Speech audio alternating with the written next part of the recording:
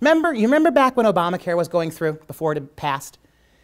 And do you remember when Barack Obama was going to local high schools, traveling the country, and he was telling high school kids, I need you to convince your parents that what I'm doing is right. Right? Remember what Abe Lincoln said? The philosophy of the classroom in one generation is the philosophy of government in the next. It just takes one generation. One of the great Marxist revolutionaries, when the Soviet Union was pulled apart, right, he was talking about parliament, and he said, let the Christian Democrats have parliament. We'll take the kids. Right? Just give us the kids. And that's what happened. Right? What happened in the schools? Where did Bill Ayers, the unrepentant Pentagon bomber who couldn't get a job anywhere else, what did he end up doing for the last 30 years? Became a professor of education, right? Give me the kids, right? It just takes one generation of poorly miseducated kids to completely transform the whole country. And what do you make about 6 and 7 and 8-year-olds chanting and rhythmically, yes, we can, yes, we can. And what's more shocking than the moms and dads sitting there with these smiles on their faces? Right?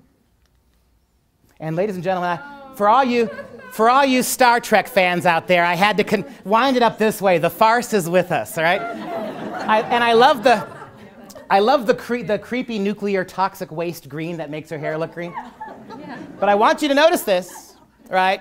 This is 2 months ago in Iowa on the campaign trail, because if the election were tomorrow, there's your next president, in spite of all the scandals and the incompetence. There's your next president right now if the vote was held. And so I want you to hear what she said about this is the woman, at least 30 years, 20 years ago, she told us it took a village. I assume you get to be part of your own, I assume that she meant you could be part of your own village. Listen to what she said on the campaign trail about Common Core in education just 2 months ago. You know, when I think about the really unfortunate argument that's been going on around Common Core, it's very painful. How did we end up at a point where we are so negative about the most important non-family enterprise in the raising of the next generation, which is how our kids are educated? How can we be so cynical? Education is a non-family enterprise. It doesn't belong to you. All right, that's the single most important thing your kids are going to do that doesn't involve family is education. And I've said this before. You know, there is no more intimate thing that you can do with your children than teach them. From the moment they're born, you're teaching them. You're speaking at them. You are holding colors and shapes up to them. You're dangling things, well, they're not cats, but you're dangling things in front of them. That the intimacy, the bond between moms and dads and fathers and children, it comes from education.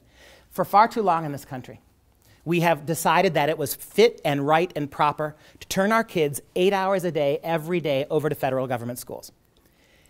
It had to be this way. Government looks out for itself. That's why your founding fathers, you know, that's why they've done away with them in the APUSH framework, because a good read of what Jefferson and Madison and Adams had to say, more or less, is going to remind you of these things. They're not going to give you that anymore. But what they all said the same thing. When the bigger government gets, the more government looks after itself, not you and not your kids. And that's where we fell down. We opened that door. We dropped our kids off for a glorified 8 hours a day of federal babysitting. You really ought to ask the question, why didn't this happen sooner? But I don't see a way to fix this corruption anymore. You see, and that's why I'm so hard on the Republicans.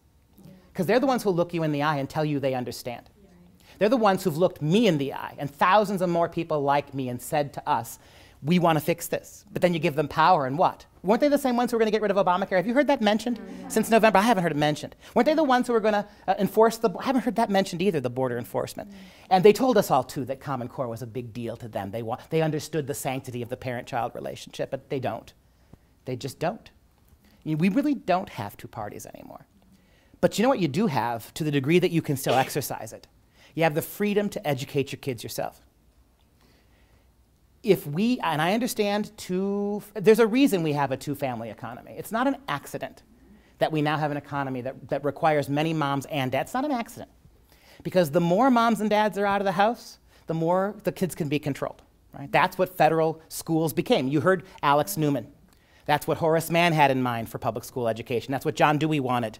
That you can go to every major state capital in this country, you will find statues honoring Dewey and honoring Horace Mann, the two men whose visionary belief that American public schools were designed to undermine freedom, undermine the government, undermine parental rights and control. You still have an opportunity.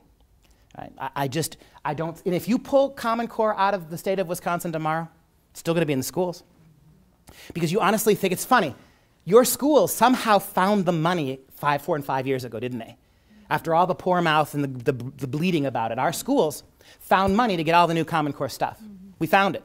We found money to throw out the old stuff. And that's why Pearson was giving stuff away, bribing schools and school boards. Right? You found the money to take it. Now we're told if you get rid of Common Core, we can't afford to get rid of this. We can't afford to buy new stuff.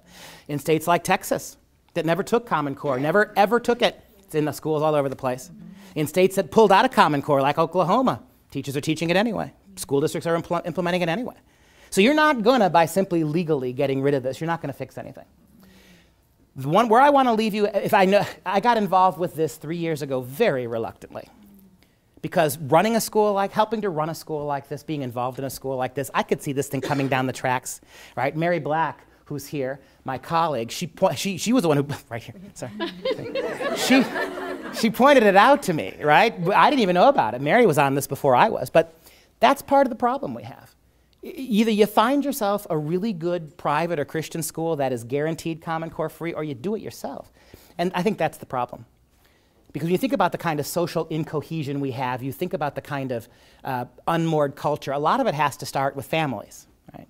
Kids learn their values. Well, it's changing now where kids get their values from. But that's because we're letting it.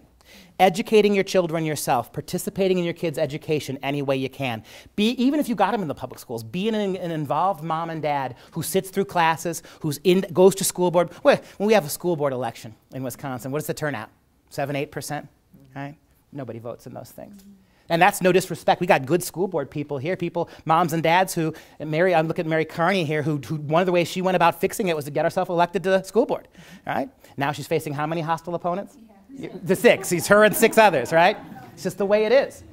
But at some point, what they say about America is true. You get the government you deserve. And so we either wake up, and I'll say this by way of closing. I have never met a homeschool mom, never, ever met a homeschool mom who ever regretted doing it. It's always the same thing. I wish I'd done it sooner. If you're working hard, you're saving money, you're doing all these things, but you lose your kids, is it worth it?